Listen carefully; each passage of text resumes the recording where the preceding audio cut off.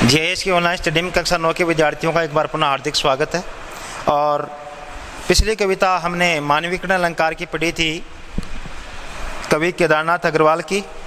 एक ऐसी प्रकृति को लेकर कविता मैं आपके बीच लेकर आया हूँ जिसका शीर्षक है मेघ आए, और इस कविता के रचयिता हैं सर्वेश्वर दयाल सक्सेना।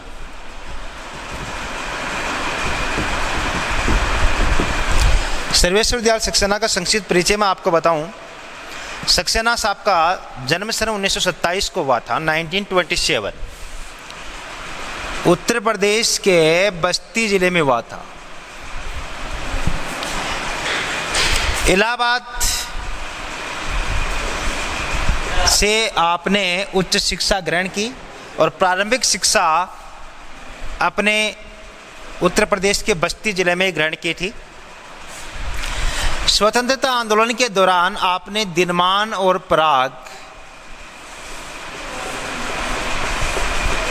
दो समाचार पत्रों का संपादन कार्य किया, बहुत ही चर्चित रहे पूरे देश भर में दोनों ही।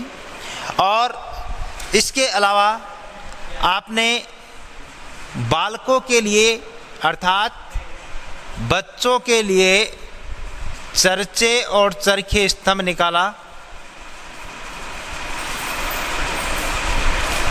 आपकी प्रमुख काव्य कृतियां हैं कुआनो नदी, जंगल का दर्द, खूंटियों पर टंगे लोग,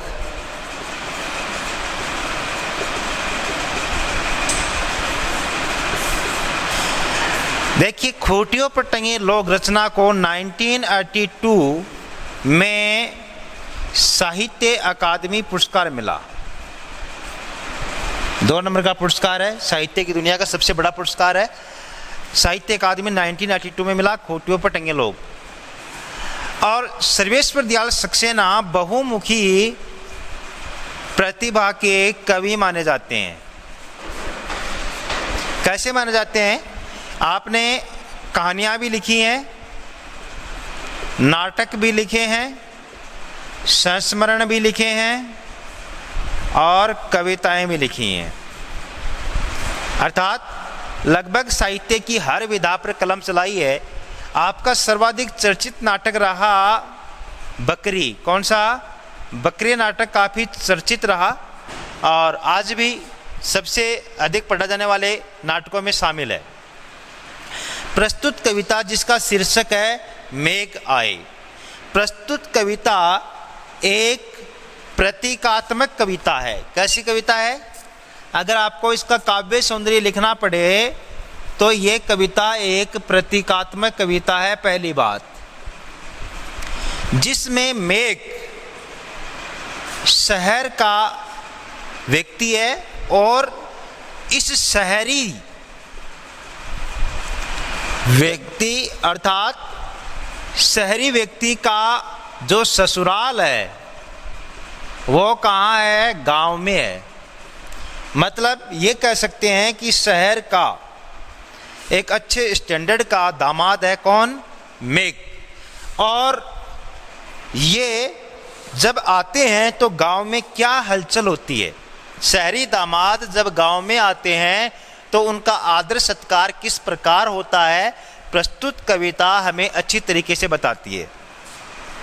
वर्तमान समय में मौसम भी कुछ ऐसा चल रहा है। लगभग राजस्थान में मानसून दस्तक देने ही वाला है और इससे पहले मानसून पूर्व की बरसात हमारे चारों ओर थोड़ी थोड़ी हो भी रही है। तो बरसात से पूर्व किस प्रकार का दृश्य आप देखते हैं उसकी एक झलक ये कविता प्रस्तुत करेगी, जिसका शीर्षक है मेघ आए। कवि क्या कह रहा है? मेघ आए बड़े बंठन के सवर के।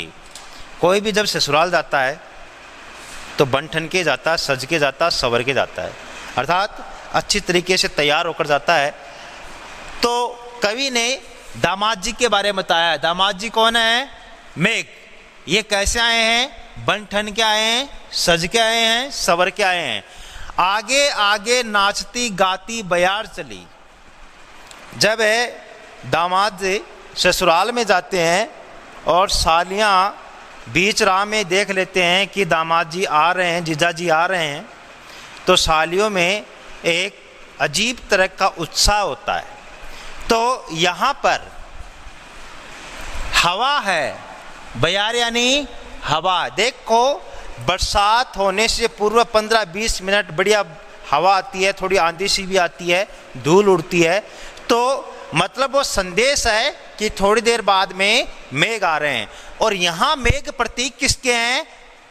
दामाद जी के। तो ये बयार यानी हवा किसका प्रतीक है? मेघ की साली का प्रतीक है। अर्थात आगे आगे, मेघों के आगे आगे नाचती गाती बयार चली, दरवाजे खिड़कियां खुलने लगी गली गली।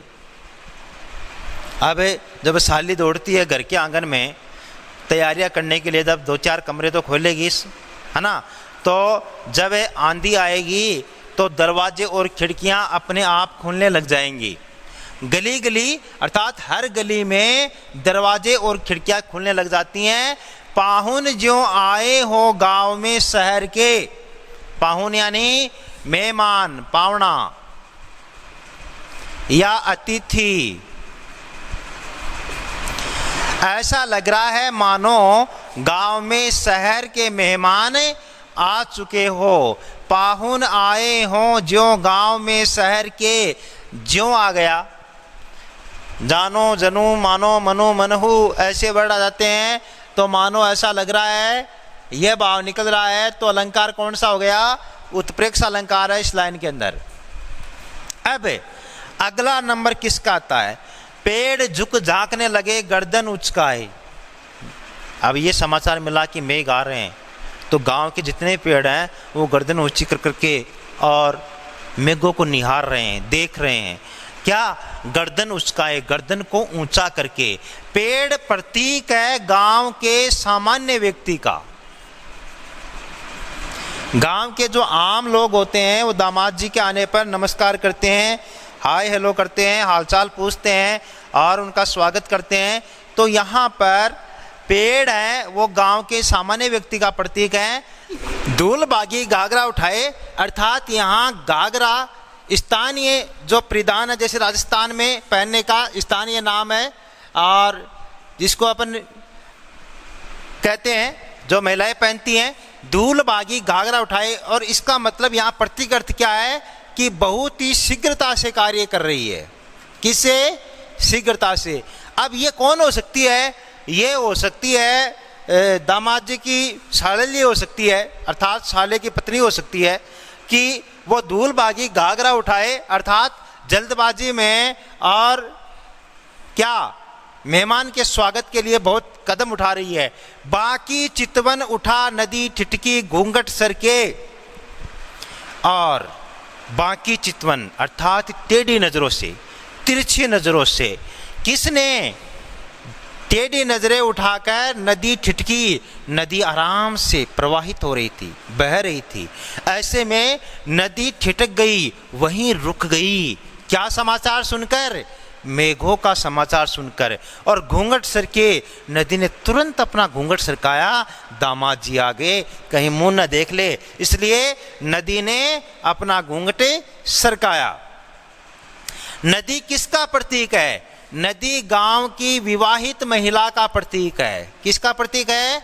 ये नदी गांव की कोई विवाहित महिला है जो दामाद जी के आने का समाचार सुनकर अपना घूंघट सरका रही है और वहीं रुक जाती है। और दामाद जी कौन है? दामाद जी मेघ हैं। कहाँ के हैं? शहर के हैं। कहाँ आए हैं? गांव में। कैसे आए हैं? बंठन के। आगे देखो, बूढ़े पीपल ने आगे बढ़कर जुहार की। किसी भी गांव में सबसे पुराना पेड़ किसका हो सकता है? पीपल का हो सकता है। यानी 100 साल से भी ज़्यादा उम्र होती है किसकी? पीपल की। तो कह सकते हैं कि सबसे बुजुर्ग और पेड़ की संज्ञा पीपल को दे सकते हैं। तो यहाँ गांव में जो बुजुर्ग और ससुराल में जो बुजुर्ग होता है वो क्या होता है? दामाद जी का ससुर हो सकता है। कौन हो सकता है? दामाद जी का ससुर हो सकता है।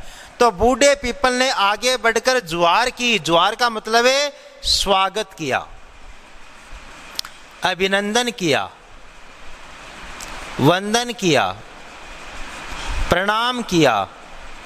ये कह सकते हैं। किसने?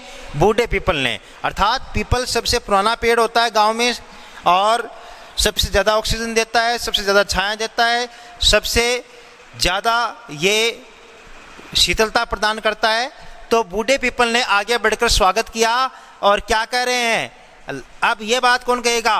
बरस बाद शुद्धि लीनी, शुद्धि यानी याद करना, कि बरसों बाद याद किया आपने। ये बात किसने कही? बोली अकुलाई लता ओट हो किवाड़ की। लता यानी मेघ की प्रेमिका या पत्नी। मेघ की पत्नी कौन? लता। किवाड़ की ओट होकर बोली, बरस बाद सुधी लिनी, अर्थात बहुत बरसों बाद आए हो। अर्थात विरहिणी अपने प्रिय से मिलने के लिए आतुर है और वो लज्जावश किवाड़ की ओट लेकर क्यों बोल रही है? क्योंकि अपने घर दामाद जी आते हैं, तब जो दामाद जी की पत्नी है वो घर वालों से लज्जाते हुए किवाड़ की ओट से बात करती है। तो यहाँ किवाड़ की ओट से बात कौन कर रही है? लता। और क्या कह रही है? अकुलाई, अर्थात सिमट कर कह रही है, शर्माते हुए कह रही है, संकुचित अवधारणा के साथ कह रही है। क्या? कि बरस बाद शुद्धि लेने, मेघ आए बड़े बंठन के, सवर के सज के मेघ आए।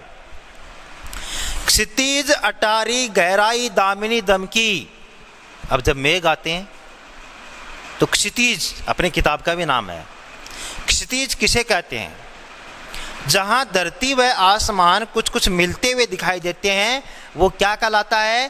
क्षितिज। तो आसमान में ऊपर देखा तो क्या?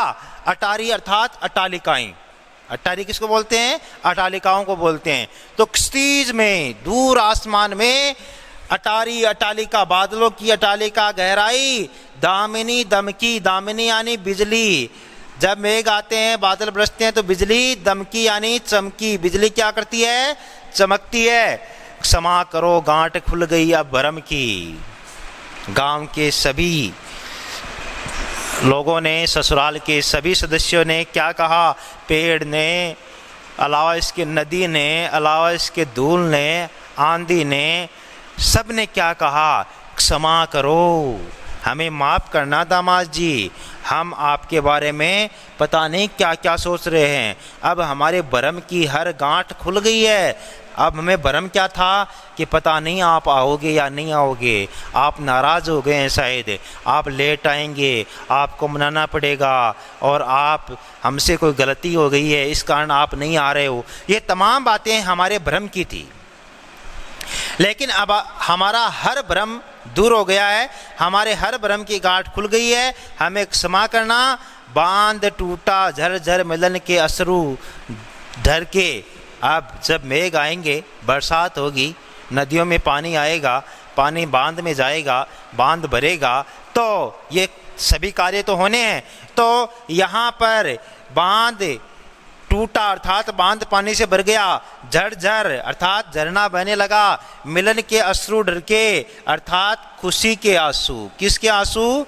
खुशी के आंसू सबके आए कि हमारे दामाद जी आ गए हैं, मेघ आ गए हैं। मेघ आए बड़े बंठन के, सजकर सवर के। तो प्रस्तुत कविता जिसे लिखा है सर्वेश्वर दयाल सक्सेना ने, मानवीय कर्ण अलंकार में है, और मेघ है वो शहरी दामाद की तरह दिखाया गया है जो गांव में आया है। गांव में आने पर ससुराल में क्या क्या, किस किस प्रकार से कौन कौन स्वागत करता है, ये तमाम बातें इस कविता में हमने अच्छी तरीके से समझे हैं। एक बार पुनः बता देता हूँ। मेघ आए बड़े बंठन के, आगे आगे नाचती गाती बयार चली, साले के रूप में दरवाजे खिड़कियाँ खुलने लगे गली गली। जब मेघ आते तब ऐसा होता है। और कैसा लग रहा है? जैसे गाँव के पाहुन शहर में, जैसे शहर के पाहुन गांव में आ गए हो। उत्प्रेक्षा अलंकार है। पेड़ किसका प्रतीक है? सामान्य व्यक्ति का प्रतीक है। गर्दन उचकाकर मेघों को देख रहे हैं। आंधी चलती है, धूल बागी गागरा उठाई, जल्दबाजी में काम कर रही है, और ससुराल की महिला है। बाकी चितवन उठा नदी टिटकी। नदी किसका प्रतीक है? कि विवाहित महिला का प्रतीक है जो घूंघट को सरकाकर और बाकी नज़रों से, टेढ़ी नज़रों से मेघ को निहार रही है, देख रही है। बूढ़ा पीपल ससुर का प्रतीक है, और वो सबसे बड़ा सदस्य है परिवार का, वो तो वही सबसे पहले क्या करता है, आगे बढ़कर स्वागत करता है। बरस बाद शुद्धि लेनी, अर्थात कई वर्षों बाद आप आए हो, कई दिनों बाद आपने शुद्धि ली है, याद किया है। बोली अकुलाई लता ओटो किवाड़ की ओट से बात कौन कर रही है, मेघ की पत्नी कौन दिखाई गई है, लता। मेघ आए बड़े बंठन के, सज कर सवज के, और जब मेघ आते हैं तो चारों ओर से बिजली चमकती है। क्षितिज अटारी गहराई दामिनी दम की, क्षमा करो गांठ खुल गई ब्रह्म की। किसान परिवार के लोग हैं, वो मेघों को याद करते हैं, कभी उलाना भी देते हैं, क्यों नहीं आ रहे हो, मारोगे क्या, अर्थात पशु क्या खाएंगे, हम क्या खाएंगे, मानसून जल्दी बरसो, बादल बरसो, ऐसी बातें होती हैं। तो सब गांठ खुल जाती हैं, बांध टूटा, बांध पानी से भर जाता है, और मिलन के अश्रु डर के खुशी के आंसू चारों ओर आते हैं। मानसून जब आता है, मेघ आए बड़े बंठन के सज के सवर के। इस प्रकार से हमने इस कविता को अच्छी तरीके से पढ़ा है, उम्मीद करता हूँ समझ में आ गई होगी। और पीडीएफ के रूप में आपके पास प्रश्नोत्तर भेज रहा हूँ, असाइनमेंट के रूप में करने हैं आपको प्रश्नोत्तर, और साथ ही साथ आपको वापस भी जमा कराने हैं। सबमिशन इन दिनों थोड़े कम आ रहे हैं, इसलिए पहले 90% तक सबमिशन आते थे बच्चों के, अब वर्तमान समय में 70% पहुंच गया है।